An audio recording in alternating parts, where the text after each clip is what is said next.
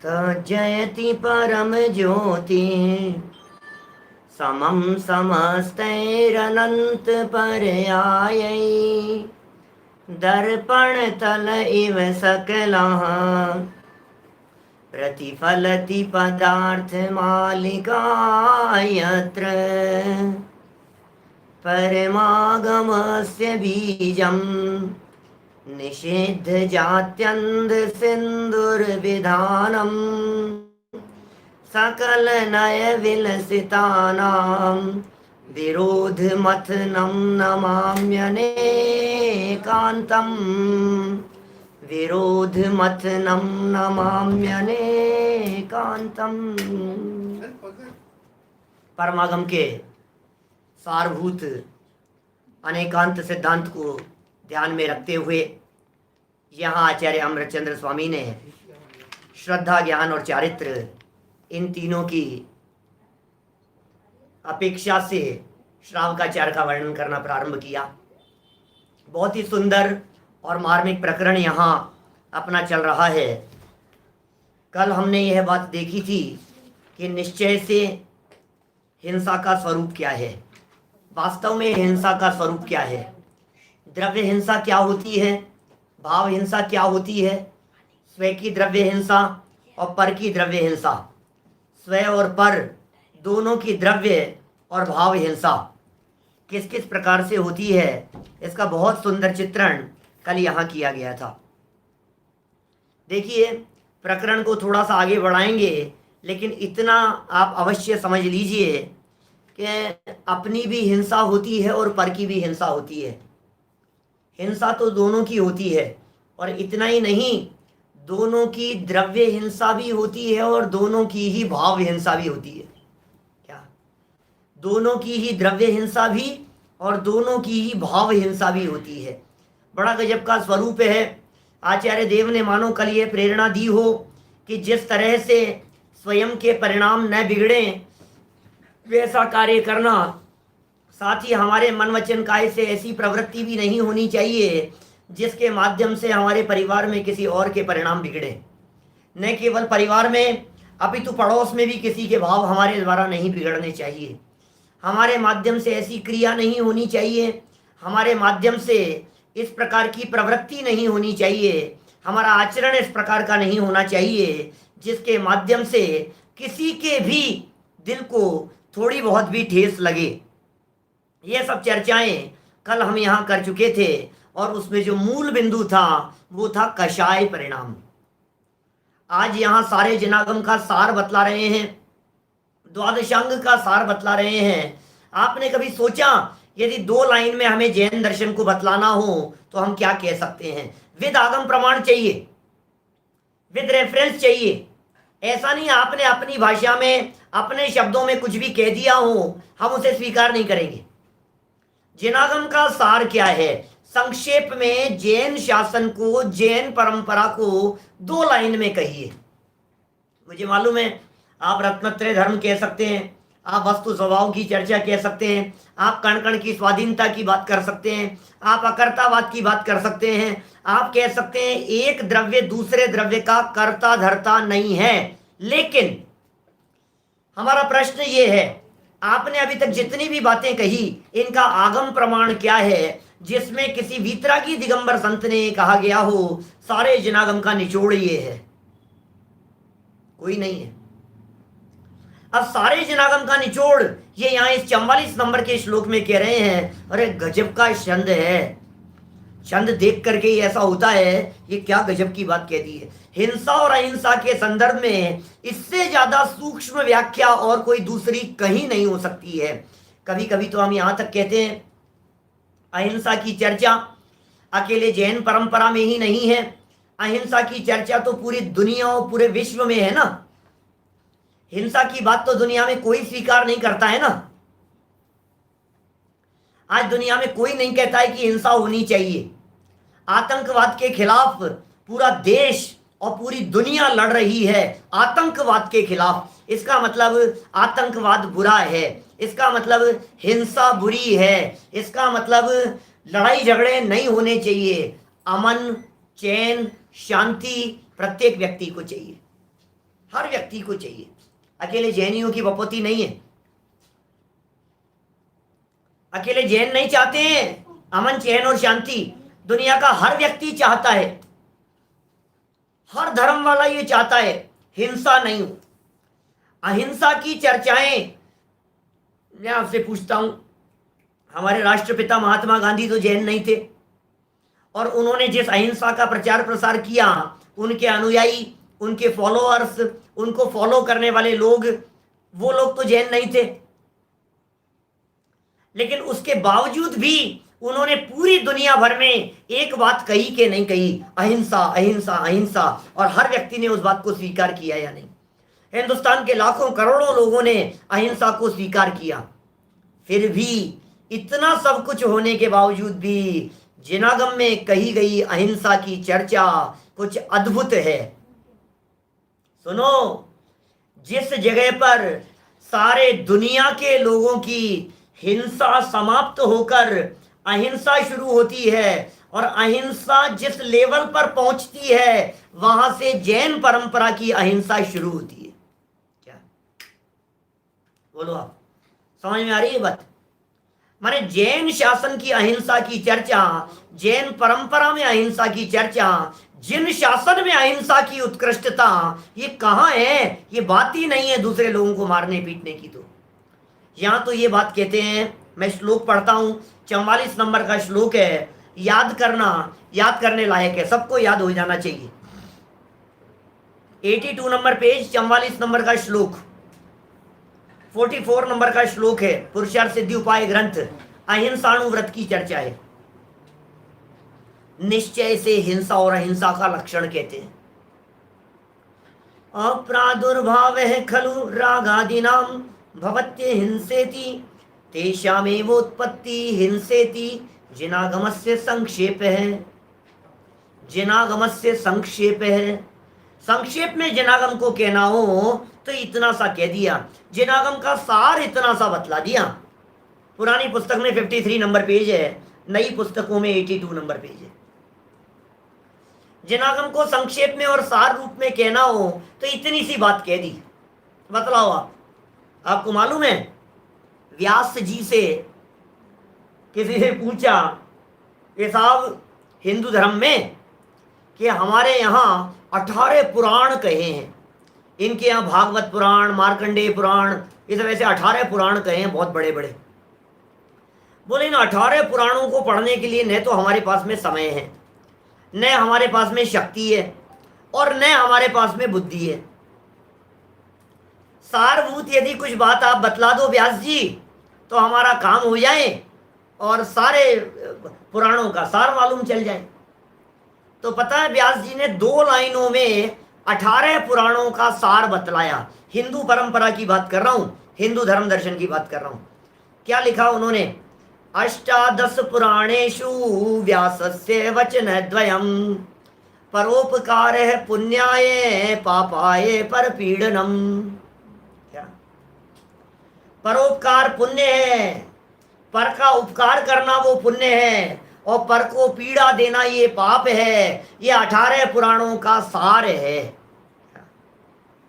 हमारे यहां भी प्रश्न किया गया, अमृत चंद्राचार्य देव से पूछा कि साहब उन्होंने तो सारे शास्त्रों का सार 2 लाइन के अंदर बतला दिया, क्या हमारे यहाँ आचारांग, सूत्रकृतांग, स्थानांग, सम्मायांग, व्याख्या, प्रज्ञप्ति, ज्ञात धर्म कथा, उपासकाध्यान, अंतःकृत दशा, अनुत्तरोपाधिक दशा, प्रश्न, व्याकरण, विपाक, सूत्र, बोलो, दृष्टिवाद, ये जो 12 अंग कहे हैं, फिर उत्पाद, पूर्व, अग्रायणी, पूर्वादि सारे 14 पूर्व कहे हैं, फिर समय सार, नियम सार, प्रवचन सार, पंचास्तिकाय, अष्टपाहुड़, गोमठ सार, कर्मकांड, षटखंडागम, कषाय पाहुड़, धवला, जय धवला, महाधवला।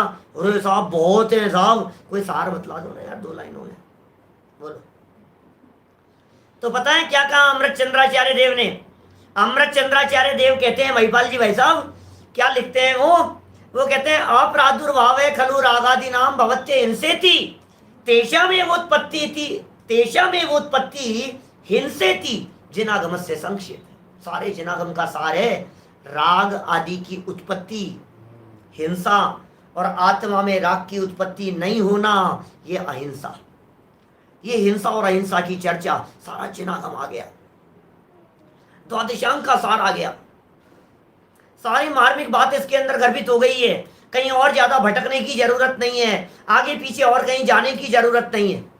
क्या सरल भाषा में अत्यंत संक्षेप में ये बात कह दी है छाबड़ा जी साहब। क्या कह रहे हैं? अत्यंत संक्षेप सरल शब्दों में बोले, अंदर में राग उत्पन्न हुआ आत्मा में, बोले हिंसा हो गई, इसका नाम हिंसा है। राग राग रागादि, राग आदि, राग शब्द को प्रमुख किया गया है। यहां आत्मा में रागादि परिणामों की उत्पत्ति हो गई, इसका नाम हिंसा है। और आत्मा में राग द्वेष की उत्पत्ति नहीं होना, इसका नाम अहिंसा है। बोले सारे जनागम का सार है। संक्षेप में आपको द्वादशांग बतला दिया। बोलो आप। पढ़ता हूं, देखो नीचे अन्वयार्थ देखिए क्या कह रहे हैं। खलु रागादि नाम निश्चय से रागादि भावों का अप्रादुर्भाव है। प्रादुर्भाव, प्रादुर्भाव समझ गए आप? उत्पन्न होना, उत्पन्न होने को प्रादुर्भाव कहते हैं। उत्पन्न, उत्पत्ति हुई, प्रादुर्भाव माने उत्पत्ति हुई। तो कहते हैं अप्रादुर्भाव, उत्पन्न न होना, इति अहिंसा, यही अहिंसा है। भवती है, और तेषाम एव उत्पत्ति है, उन रागादि भावों का उत्पन्न होना ही हिंसा भवती, हिंसा है। इति, ऐसा जिनागमस्य संक्षेप है, जैन सिद्धांत का सार है, निचोड़ है। जैन सिद्धांत का, जैन आगम का, जैन शासन का, जिनवाणी का, द्वादशांग का, भगवान महावीर स्वामी की दिव्य ध्वनि का यदि कोई सार है तो वो सार इतना सा है। कितना सा सार है? बोलो। इतना सा सार यहां कह दिया गया है। कितना सा सार? बस राग उत्पन्न हो, राग आदि उत्पन्न हो गए, हिंसा हो गई। आपको गजब की बात यह है भाई साहब, यहां राग की चर्चा की है, द्वेष को प्रमुख नहीं किया। आप कल्पना कीजिए, सोचिए, विचार कीजिए, यदि आचार्य देव रागादि नाम की जगह द्वेष आदि नाम लिख देते तो क्या होता? बोलो। यदि ये लिख देते कि द्वेष आदि, तो कोई व्यक्ति उस द्वेष में राग को गर्भित नहीं करता। द्वेष में हिंसा, हत्याएं, कषाएं, राग द्वेष, राग नहीं, द्वेष, द्वेष, लड़ाई झगड़ा, गुस्सा, घमंड, छलदंभ, इनको ही गर्भित करता। लेकिन आचार्यों ने हमारे यहाँ जैन परंपरा में राग का निषेध प्रमुखता से किया है। जैसे देखिए, हमारे भगवान कैसे होते हैं? बोले वीतरागी। हमारा धर्म कैसा है? बोले वीतरागी। हमारे संत कैसे हैं? बोले वीतरागी। समझ में आ रही है बात आपको? राग को प्रमुख किया गया है। जिन धर्म वीतरागी धर्म है, राग के अभाव की चर्चा की गई है, भगवान को वीतरागी कह करके पुकारा गया है। यहां भी राग भाव को, अरे राग नहीं कहते ना तो गड़बड़ हो जाती। जिसने राग द्वेष कामादिक, राग को प्रमुख किया गया है। सारा जगत यह कहता है प्रेम से रहो, जिनागम ये कह रहा है प्रेम से रहो का मतलब क्या है? राग उत्पन्न हो गया। बोले जो राग उत्पन्न हो गया ना, ये हिंसा है। कौन मानेगा इसे? राग भाव में धर्म मानना जिन मत में मिथ्यात्व कहा, जिग्नेश भाई, राग भाव में धर्म मानना इस जिन मत में मिथ्यात्व कहकर के पुकारा गया है। राग भाव में धर्म नहीं हो सकता है। अरे अशुभ राग हो या शुभ राग हो, दोनों प्रकार का राग छोड़ने योग्य है, दोनों प्रकार का राग त्याग कर देने योग्य है, सर्व प्रकार का राग निषेध योग्य है। सोचो तो सही आप। जिनागम वीतराग धर्म है भाई साहब, वीतराग धर्म है। हमारे भगवान वीतरागी हैं, वीतरागी हैं। राग के निषेध की चर्चा जैन शासन में पहले की गई है। तो फिर साहब राग का निषेध किया गया है तो द्वेष तो कर लेवे। अरे मूर्ख, जब राग का ही निषेध कर दिया गया है तो फिर द्वेष की तो चर्चा ही कहां है? प्रेम से रहने को कह रहा है सारा जगत। क्या सारा जगत ये कह रहा है लड़ाई झगड़ा मत करो, प्रेम से रहो, प्यार से रहो भैया, आपस में लड़ो मत, मिलजुल करके रहो। अरे साहब इनमें तो बहुत संगठन है, मिलजुल करके रहते हैं। अरे मिलजुल करके रहते हैं, इसका नाम हिंसा है, ये कह रहा है जिनागम। मिलजुल करके रहने को जिनागम में हिंसा कह करके पुकारा है, राग भाव होने की वजह से। इसलिए वीतरागता के पोषण की चर्चा कर रहे हैं यहाँ। देखिए गजब की चर्चाएं हैं, राग की उत्पत्ति को हिंसा कह करके पुकार रहे हैं। आगे चल करके कल और विस्तार से दूसरे एंगल से बातें कहेंगे। टीका पढ़ता हूं, जिनागम का निचोड़ क्यों कह दिया इसे, देखिए 83 नंबर पेज, टीका। खलु रागादि नाम अप्रादुर्भाव है इति अहिंसा भवति। क्या क्या कह रहे हैं भाई, ध्यान से सुनो, इधर ध्यान दो। क्या कह रहे हैं? खलु रागादि नाम अप्रादुर्भाव है इति अहिंसा भवति। निश्चय से रागादि भावों की उत्पत्ति न होना इतनी मात्र अहिंसा है, बस इतने मात्र में अहिंसा शामिल हो गई। आपको मालूम है पूरे दुनिया भर में जितनी हत्याएं होती है, जितने झगड़े होते हैं, जितने विवाद होते हैं, जितने युद्ध होते हैं, उन सब के पीछे यदि कोई कारण है तो एकमात्र कारण है राग। द्वेष कारण नहीं है। आपको लगेगा द्वेष की वजह से हो रहे हैं, मैं कह रहा हूं द्वेष की वजह से नहीं, राग की वजह से हो रहे हैं। सोचिए आप जरा, आज यदि गलवान घाटी को लेकर के इधर चाइना की जो है उसको लेकर, या समझ लो कश्मीर को लेकर भारत पाकिस्तान के अंदर युद्ध हो जाए, यदि हो जाए तो बोलो राग से हुआ कि द्वेष से हुआ? मुद्दा कश्मीर है। कश्मीर हमारा चाहिए, हमारे को चाहिए, हमारे हिस्से में है। कश्मीर के प्रति ये राग हिंदुस्तानियों को और कश्मीर के प्रति राग पाकिस्तानियों को, ये दोनों के हृदय में उस कश्मीर के प्रति जो राग है वो राग झगड़े का कारण बनता है। द्वेष नहीं है एक दूसरे के प्रति, राग एक दूसरे के प्रति नहीं है। कोई वस्तु बीच में ऐसी है जिस वस्तु के प्रति राग दो व्यक्तियों में लड़ाई का कारण बन जाता है, ये राग लड़ाई का कारण बनता है। इतिहास गवाह है इस बात का। आज तक जितने भी युद्ध हुए हैं, चांदीवाली साहब, आज तक जितने भी युद्ध हुए हैं इतिहास में, वो सब जर जोरू और जमीन की वजह से हुए हैं। तीन ही वजह से युद्ध हुए हैं, जर जोरू और जमीन। इन तीन के अलावा चौथा कोई कारण नहीं। युद्ध की बात कर रहा हूं, बड़े बड़े युद्धों की। आप देखिए, चले जाइए आप रामायण के दौर में, राम और रावण की सेना के बीच में युद्ध हुआ तो किस वजह से युद्ध हुआ? 6 महीने तक युद्ध चला था भाई साहब, 6 महीने तक युद्ध चला था। क्यों चला ये बतलाओ? क्या? सीता से राग। रामचंद्र जी को तो सीता से राग था ही, वो तो उनकी पत्नी थी, लेकिन रावण को द्वेष था क्या सीता से? रावण को भी सीता से राग था, वो पटरानी बनाना चाहता था सीता को अपनी। इसका मतलब रामचंद्र जी को भी सीता से राग है और रावण को भी सीता के प्रति राग है, और दोनों का ये राग आपस में टकराहट का कारण बन गया। ये नारी दोनों के झगड़े में कारण बन गई।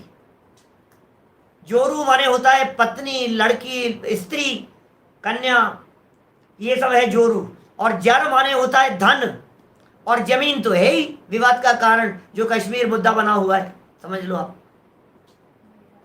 जमीन की वजह से तो झगड़े होते हुए दिखाई देते हैं। बोलो कौरवों पांडवों में जो युद्ध हुआ, महाभारत का युद्ध, किस वजह से हुआ? द्वेष उसके मूल में था या राग उसके मूल में था? दोनों के मूल में क्या था बताओ जरा।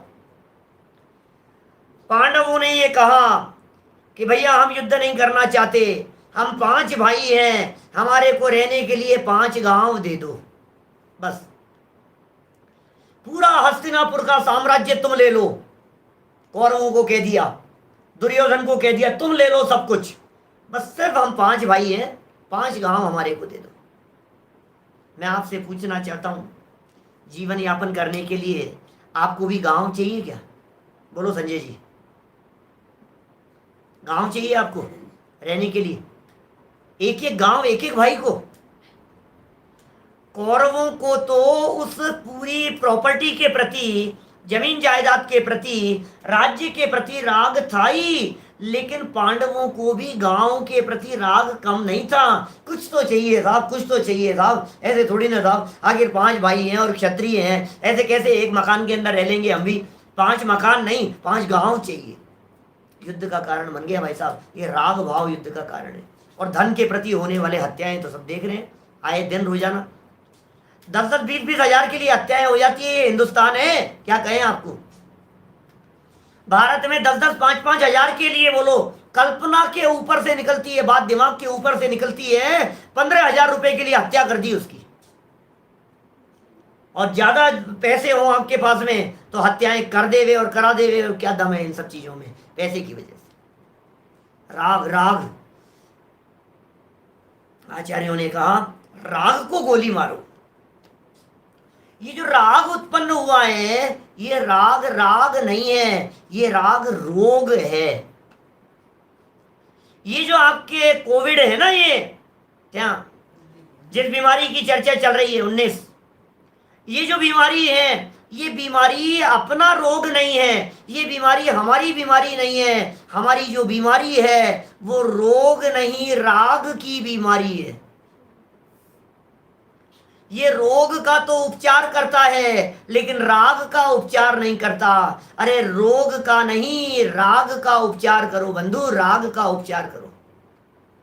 उपचार करने योग्य यदि कोई है तो वो राग है। राग उत्पन्न नहीं हो अपने में, ऐसा प्रयास करो। मुझे मालूम है हमारे कई साधर्मी ऐसा सोच रहे हैं कि साहब गृहस्थ दशा में क्या ऐसा संभव है क्या कि राग नहीं हो?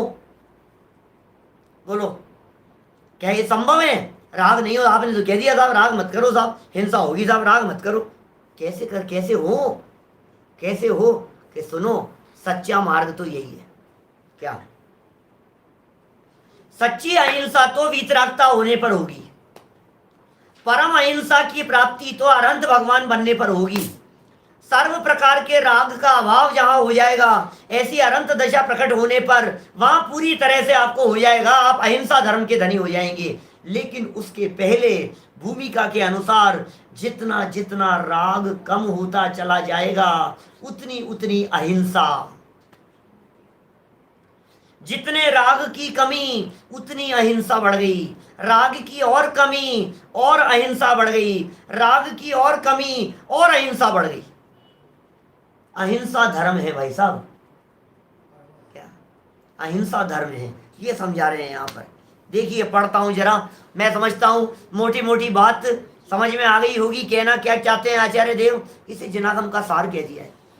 सारभूत बात ये है भाई साहब कि साहब गुस्सा छोड़ें कि नहीं छोड़ें। अरे गुस्सा हो, चाहे घमंड हो, चाहे मायाचार हो, वैसे तो आदि शब्द के अंदर सबको गर्वित कर लिया टोटरमल जी ने। लेकिन आप श्लोक यदि याद करो, आपको दुनिया भर के शब्द याद आए चाहे नहीं आए, राग छूट गया तो सब छूट गया। क्या? देखिए टीका में क्या कह रहे हैं, निश्चय से रागादि भावों की उत्पत्ति न होना, इतनी मात्र ही अहिंसा है। अच्छा, अपने शुद्धोपयोग रूप प्राणों का घात रागादि भावों से होता है।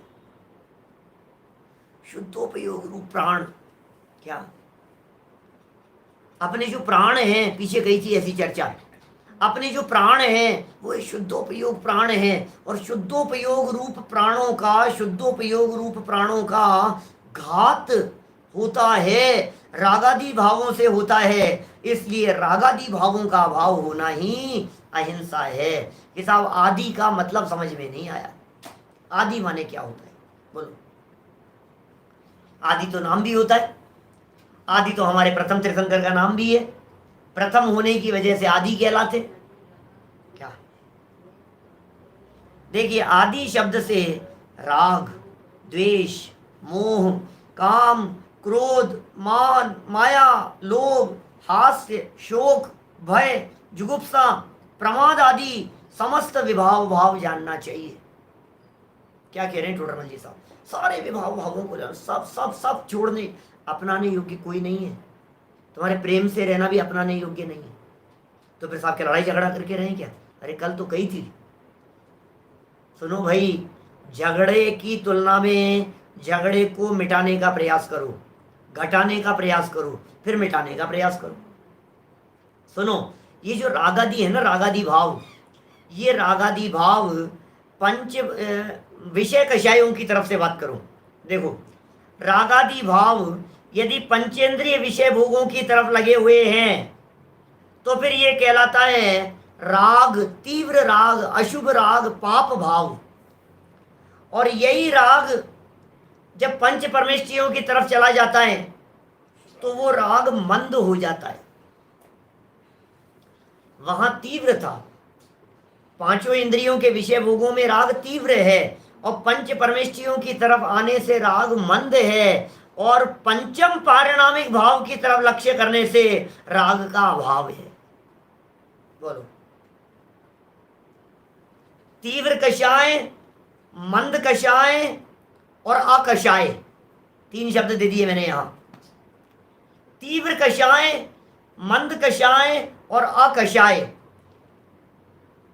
पांचों इंद्रियों के विषय भोगों की तरफ गए तीव्र कषाय, पंच परमेष्ठि की तरफ आ गए तो मंद कषाय, और अपने स्वभाव की तरफ चले गए तो अकषाय। क्या समझ में आ रही है क्या बात? अकषाय स्वभाव का लक्ष्य करो, उसका लक्ष्य कर। देखो, पंच परमेष्ठियों की शरण में भी जाएगा ना तो राग मंद होगा, कषाय मंद होगी, विभाव भाव शिथिल पड़ेगा, लेकिन अभाव नहीं होगा। तुझे यदि राग और कषाय भावों का अभाव करना है तो तुझे पंच परमेष्ठियों से भी दृष्टि हटाकर पंचम पारिणामिक भाव की तरफ लक्ष्य करना पड़ेगा। अपना जो ज्ञायक तत्व, आत्म तत्व इस देह देवालय में विराजमान है, वो अपनापन करने योग्य है, वो अपनाने योग्य है, वो दृष्टि देने योग्य है। उसकी दृष्टि से राग नष्ट होता है। तो और सुनो गजब की बात, जिसकी चर्चा मात्र से कषाय मंद पड़ जाती है, उसके अवलंबन से ये मिटेंगी कैसे नहीं?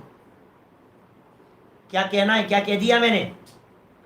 जिस आत्मा की चर्चा मात्र से कषाय मंद पड़ जाती है, उस आत्मा के अनुभव हो जाने पर ये कषाय कैसे नहीं मिटेगी भाई साहब? इन कषायों का अंत कैसे नहीं होगा? कषायों का अंत हो जाता है। हमारा ये धर्म कषायों का अंत करने के लिए है। मनुष्य जन्म की प्राप्ति कषायों का अंत करने के लिए, पालने के लिए नहीं, रखने के लिए नहीं। किदा गृहस्थ दशा में हो सकता है कि नहीं हो सकता है, तू चिंता मत कर। गृहस्थ दशा में इस बात की स्वीकृति हो सकती है कि राग रखने लायक नहीं है, बात खत्म। समझ में आ रही है क्या बात? अरे बहुत बड़ा बिजनेस करते हो आप लोग, और बिजनेस करते करते आपको पता लग गया कि आपका मैनेजर हेरा फेरी कर रहा है। बोलो क्या करोगे? आपको पता लग गया, आज पता लग गया, आपके दिलो दिमाग में निर्णय हो गया कि इसे निकालना है बाहर। ये निर्णय हो गया कि इसे निकालना है। आप आज ही निकाल देंगे क्या? तुरंत नहीं निकाल पाएंगे, क्योंकि बहुत सारी चीजें, बहुत सारे पासवर्ड, कंप्यूटर के पासवर्ड, बहुत सारे अकाउंट्स की डिटेल, दुनिया भर की लॉकर के नंबर, और ये सब जो है न मालूम क्या क्या चीजें, वो उसके कब्जे में है अभी, मैनेजर के पास में है अभी। आपके दिमाग में सिर्फ ये निर्णय हो गया कि इसे हटाना है। अब क्या करना है बोलो?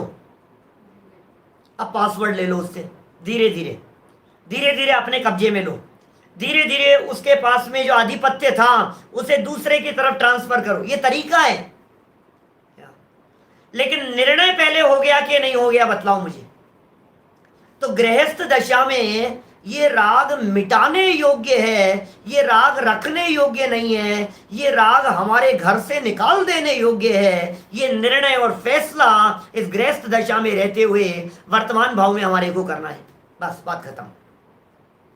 ये साहब आपने निर्णय तो कर लिया, निकाला तो है ही नहीं। अरे आज नहीं तो कल निकालेंगे, जरूर निकालेंगे, कल निकालेंगे, परसों निकालेंगे, तरसों निकालेंगे, 2 दिन बाद निकालेंगे, महीने भर बाद निकालेंगे, 6 महीने बाद निकालेंगे।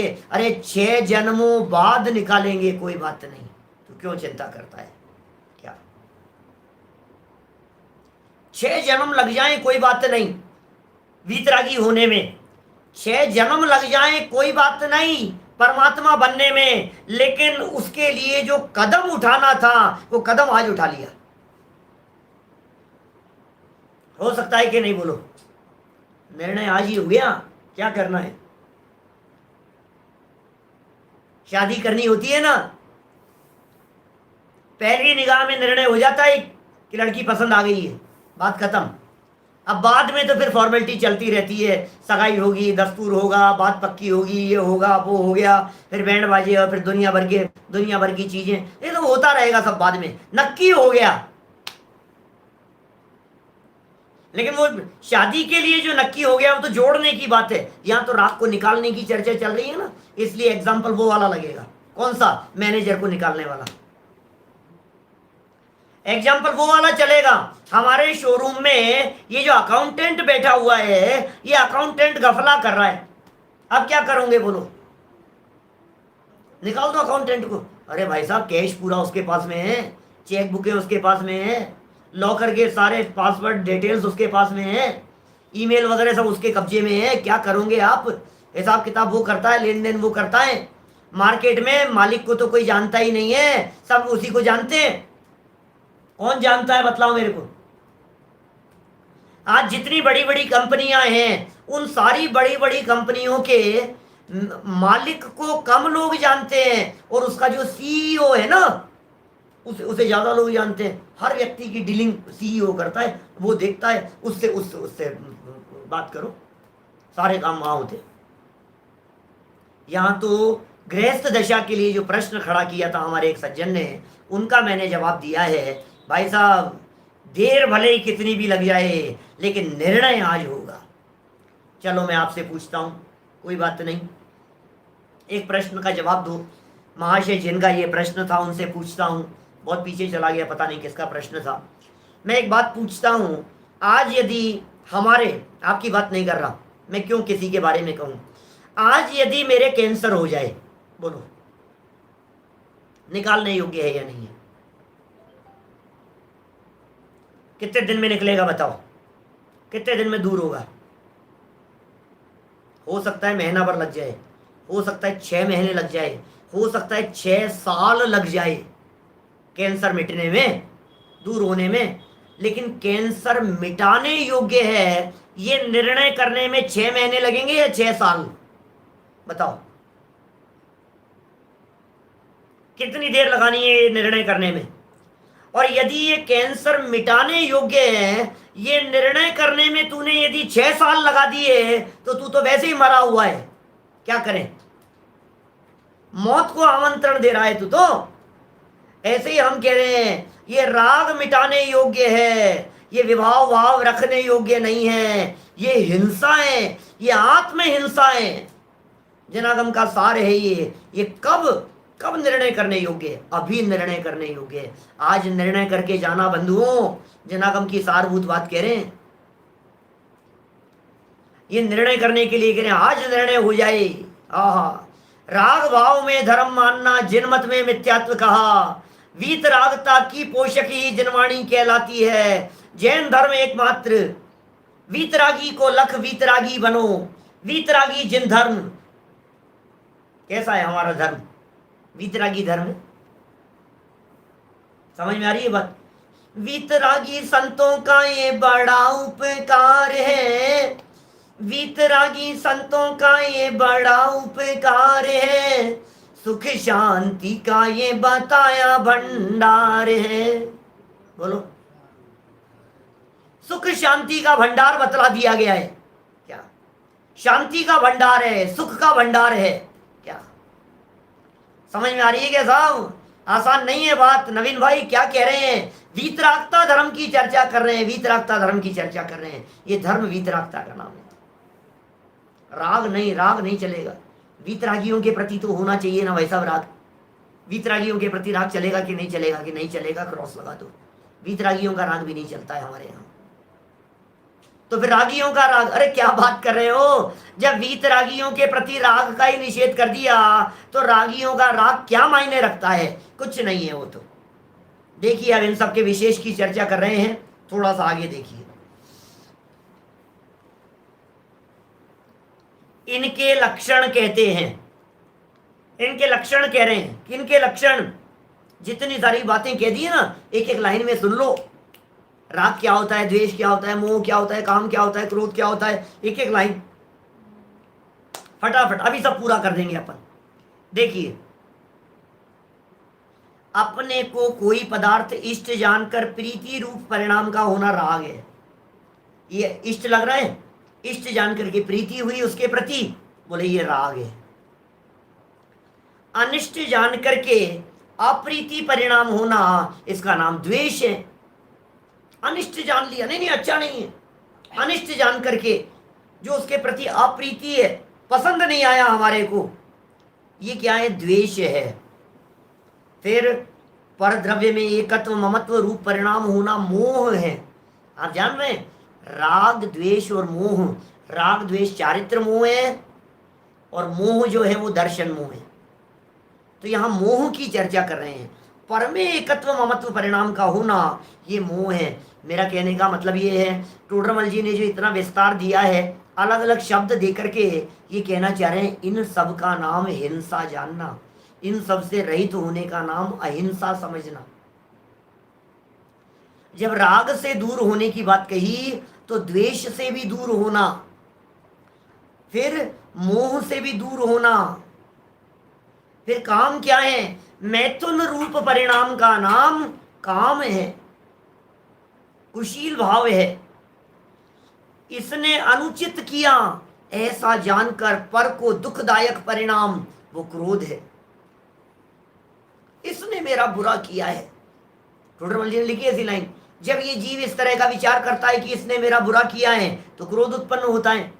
और यदि ये विचार कर ले वे, कोई किसी का बुरा कर ही नहीं सकता है, ये मेरा कैसे बिगाड़ सकता है, अपने पाप कर्म के सिवाय कोई इस जीव का बिगाड़ करने में समर्थ नहीं है। ओहो, इसने मेरा पैसा ले लिया, इसने मेरा धन ले लिया, इसने मेरी संपत्ति हड़प ली, इसने मेरा मकान ले लिया, इसने मेरी जमीन छीन ली, कोई बात नहीं, मेरे पाप कर्म का हो जाए। सुनो, इतना सब कुछ होने पर भी मेरा कुछ नहीं बिगड़ा, लेकिन यदि मेरे मन में उसके प्रति द्वेष भाव उत्पन्न हो गया तो मैंने अपना बिगाड़ कर लिया। ये ज्ञानी की सोच होती है कि साहब आपके 3 करोड़ रुपए खा गया, कोई बात नहीं, साहब आपके 10, 15, 25 लाख रुपए खा गया, कोई बात नहीं, अपना होगा तो आ जाएगा और अपना नहीं होगा तो नहीं आएगा, बात खत्म। ज्ञानी नहीं विचार करता है इससे ज्यादा। हमारे मन में यदि द्वेष बुद्धि पनप रही है तो इस द्वेष बुद्धि के पनपने से अपना अहित हो रहा है। असली नुकसान तो वो है, अज्ञानी जीव असली नुकसान को समझता नहीं और पैसे के नुकसान को नुकसान समझता है। कषाय भाव का नुकसान इसको नुकसान ही नहीं लगता है। केस कर देंगे हम उनके ऊपर, पुलिस को भेज देंगे हम उनके ऊपर, ऐसा कर देंगे, उनको घसीट देंगे अपन, उनको बेइज्जत कर देंगे हम, उनको उनके साथ ऐसा सलूक करेंगे। अरे भाई तू क्या कर रहा है, तेरा अहित किसमें हुआ है, तू ये विचार तो कर एक बार। पैसा चले जाना, प्रॉपर्टी चले जाना, इसमें रंच मात्र भी तेरा अहित नहीं है, लेकिन अंदर में कषाय भाव उत्पन्न होने पर अपना अहित हो जाता है। तो भैया पैसा चला गया लेकिन मैंने कषाय भाव नहीं किया, इसलिए मैं अपने अहित होने से बच गया। ये है चमत्कारिक बात। अपनी हिंसा नहीं हुई, अपनी सुरक्षा है भाई साहब। क्या अपना होता है वो जाता नहीं है, जावे सो मेरा नहीं और मेरा सो जावे नहीं, ये फॉर्मूला है। दादा कहते हैं हमारे कई बार। देखो कितनी गजब की बातें कह रहे हैं, समझना आप। इसने बुरा किया है, अब गुस्सा आ गया, दूसरे से अपने को बड़ा मानना, ये मान हो गया, मैं बड़ा हूं साहब, ये समझता क्या है, मैं बड़ा हूं, मान हो गया। मन वचन काय में एकता का अभाव, वो मायाचार है। मन वचन काय, सोचता कुछ है, बोलता कुछ है, करता कुछ है, मायाचार है। परद्रव्य के साथ संबंध करने की इच्छा रूप परिणाम, ये लोभ है। पर को जो चाह रहा है ना, ये लोभ है, लोभ है। भली बुरी चेष्टा देखकर विकसित रूप परिणाम, भली चेष्टा देख करके, बुरी चेष्टा देख करके, दूसरे की बुरी अवस्था देख करके हास्य, हंसने का परिणाम। अपने इष्ट का अभाव होने पर आर्त रूप परिणाम ये शोक है। बेटा मर गया, भाई साहब मर गए, पिताजी चल बसे, चाचा जी नहीं रहे, नाना जी नहीं रहे, ये क्या है? शोक। ये शोक का परिणाम है। देखिए, अपने को दुखदायक जानकर हटने रूप परिणाम ही भय है। और यार डर लग रहा है, वैसा मर नहीं जाऊं मैं इससे। तो जो हटने का परिणाम है ना, ये मेरे ये सांप आ गया, अब डर क्यों लग रहा है? ये मेरा अहित कर देगा, ऐसा जान करके इससे दूर भाग जाओ, ये भय है। फिर ग्लानि रूप परिणाम को जुगुप्सा कहते हैं। ग्लानि माने घृणा। पीछे कर चुके हैं अपन, निर्विचिकित्सा अंग में बहुत चर्चाएं की अपन ने पहले। सम्यक दर्शन के 8 अंगों में निर्विचिकित्सा कहा था, घृणा नहीं करना, जुगुप्सा ग्लानि नहीं करना, है ना। कल्याणकारी कार्य में अनादर करना, ये प्रमाद है। एक एक शब्द ऐसे थे, सच कह रहा हूँ, ये इन शब्दों की यदि मैं व्याख्या करने लगता ना मैं, तो पूरा का पूरा कल का दिन और जाता, एक पीरियड और चला जाता पूरा इसमें, एक एक की यदि व्याख्या करने में लगते अपन तो। जिसमें अपना कल्याण होने की संभावना दिखाई दे रही है, अब उसमें प्रमादी होता है। पूजन करने में प्रमादी है, स्वाध्याय सुनने में प्रमादी है, देवगुरु धर्म की आराधना करने में प्रमादी है, आत्म कल्याण करने में, वस्तु स्वरूप का विचार करने में आलसी और प्रमादी होकर के वर्तता है। हमने कहा भैया ये गाथाएं याद करनी है, प्रमादी है। हमने कहा ये नोट्स बनाने हैं, प्रमादी है। हमने कहा उपवास करने हैं, प्रमादी। मेरे से नहीं हो सकता। हर धार्मिक क्रिया में, प्रवृत्ति में ये प्रमादी और आलसी होता है, इसका नाम प्रमाद है। कल्याणकारी कार्य में अनादर का भाव, इसका नाम प्रमाद है। क्या गजब की व्याख्या है। इत्यादि समस्त विभाव भाव हिंसा की पर्याय हैं। सारे विभाव भाव, क्या भूपेंद्र भाई भायाणी जी, जितने विभाव भाव हैं, क्या कह रहे हैं यहां? ये सारे के सारे विभाव भाव, ये सब हिंसा है, हिंसा की पर्याय है ये सारी की सारी। इनका न होना ही अहिंसा है। ये सारे विभाव भाव होना ये हिंसा, और इनका नहीं होना ही अहिंसा है। तेषामेव उत्पत्ति हिंसा, ओह, उन रागादि भावों का उत्पन्न होना ही हिंसा है। इति जिनागमस्य संक्षेप है, जैन सिद्धांत का सार है, जैन सिद्धांत का रहस्य है, जिनागम का निचोड़ है। जिनागम को सारे शास्त्रों का समय सार पढ़ा, बोलो समय सार में 415 गाथाएं हैं। अब उन 415 गाथाओं का निचोड़ क्या है? बोले रागादि से रहित अपना त्रिकाली ध्रुव ज्ञायक भगवान आत्मा, राग को छोड़ और स्वभाव को अपना। बोले सारे समय सार का सार आ गया, नियम सार का सार ये आ गया। राग के काल में राग रहित ज्ञायक भगवान आत्मा को देख लेना, ये जिनागम का सार है। राग की मौजूदगी के काल में राग दिखाई नहीं देवे, राग की मौजूदगी के काल में राग से भिन्न ज्ञायक भगवान आत्मा दिखाई देवे, आत्म तत्व दिखाई देवे, तब समझ लेना जिनागम का सार समझ में आ गया। बाकी तो पोथी पढ़ पढ़ भावड़ा पंडित भयान कोई, और 2.5 अक्षर आत्म के पढ़े सो पंडित होए। सारा पढ़ पढ़ करके कितना पढ़ें कितना पढ़ें। अनंत शास्त्रम बहुलश्च विद्या अल्पश्च कालो बहुविघ्नता च यत् सारभूत है तदुपासनीयम हंसो यथा क्षीर में बंबुद्याते। सारभूत है, उसकी उपासना कर लेनी चाहिए। सारभूत क्या है? सारभूत बात ये कहती रागादि विभाव भाव उत्पन्न नहीं हुए, कषाय भाव उत्पन्न नहीं हुए। ये सारी बात यहां आ गई। बोलो कितनी सुंदर बातें कह दी है यहां। भावार्थ पढ़े, संपन्न करें इस चीज को। महेंद्र जी भाई साहब, ये व्यवहार से रागादि भी कुछ है क्या? क्या कहें रागादि को व्यवहार से? क्या है? हिंसा है। हटाओ ना इसको। राग को रखने की बात क्यों चाहें अपन? हम नहीं चाहते। सब शुभ यार, शुभ राग तो रख लो ना। जब तक शुभ राग का अस्तित्व बना रहेगा तब तक तुझे मुक्ति की प्राप्ति नहीं होगी। क्या बोलो, समझ में आ रही है क्या बात? ये राग को जुदा कर लो, ये सारभूत बात है। भावार्थ की कुछ लाइनें हैं, देखिए आप। जैन सिद्धांत का विस्तार बहुत है, विस्तार बहुत है जिनागम का। द्वादशांग का कितना विस्तार करें। जितनी उपलब्ध जिनवाणी है ये सब एक अंग के अंश मात्र का विस्तार है। एक अंग का अंश मात्र है ये जितनी उपलब्ध जिनवाणी है। तो द्वादशांगमयी जिनवाणी का कितना विस्तार करें, बहुत विस्तार है, परंतु संक्षेप में इतना ही। धर्म का लक्षण, धर्म का लक्षण क्या है? अहिंसा, अहिंसा धर्म का लक्षण है। धर्म का लक्षण अहिंसा है कि साहब अहिंसा क्या है ये बतलाओ। बोले रागादि भावों का अभाव होना ही अहिंसा है। क्या कहें?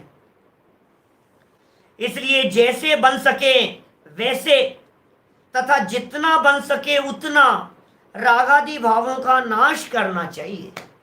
जितना बन सके उतना रागादि भावों का नाश करना चाहिए। जितना हो सके उतना रागादि भावों का अभाव करने का प्रयत्न करना चाहिए। जैसे बन पड़े रागादि विभाव भावों से छूटने का प्रयत्न करना चाहिए। और ये कैसे छूटेगा? अरे भाई छूटेगा तब छूटेगा, लेकिन राग छोड़ने योग्य है ऐसा निर्णय हमें आज ही करना चाहिए। बोलो। अब आगे एक प्रश्न उठाया है, बहुत मार्मिक प्रश्न है, कल करेंगे इसकी चर्चा। और उस प्रश्न को उठा करके ऐसा जवाब दिया है। पहले प्रश्न क्या है वो समझ लो। प्रश्न ये है, यार क्या राग राग की बात कर ली, हिंसा की बात कर रहे हो और किसी जीव को मारने की बात नहीं कर रहे हो? प्रैक्टिकल बात है भाई। हिंसा तो तब होगी ना जब कोई मरेगा। हिंसा तो तब होगी ना जब किसी के प्राण वियोग होगा। तो तुम ये जो राग राग की हिंसा की बात कर रहे हो, ये तो लक्षण सही नहीं बन रहा है भाई साहब अहिंसा का। अहिंसा का ऐसा लक्षण बना लेने पर या तो अव्याप्ति होगा या अतिव्याप्ति दोष होगा भाई साहब, ऐसा लग रहा है हमारे को। अब अव्याप्ति और अतिव्याप्ति क्या है ये तो आप लोग जानते ही हैं, हमने शुरुआत में बतलाया था आपको। और जिन लोगों ने नहीं सुना हो वो पीछे लिस्ट में देख लेना, आपको मिल जाएगा अव्याप्ति अतिव्याप्ति आदि दोषों की चर्चा, वो व्याख्यान सुन लेना क्या होता है। कल चर्चा करेंगे। निर्दोष लक्षण है ये रागादि से रहित अहिंसा वाला लक्षण, माने अहिंसा की सच्ची व्याख्या रागादि से रहित होने वाली व्याख्या है। ये सारी जनवाणी का जिन शासन का सार कह दिया गया है। ऐसी अहिंसा हम सभी के जीवन में अपने स्वभाव के अवलंबन से प्रकट हो, इसी मंगल भावना से बात को यहीं विराम देता हूँ। जय। निज निधि निज में बताई यह अनंत उपकार है, उसके लिए जिनवाणी माँ को वंदना शत बार है, वंदना शत बार। नौ बार नमो।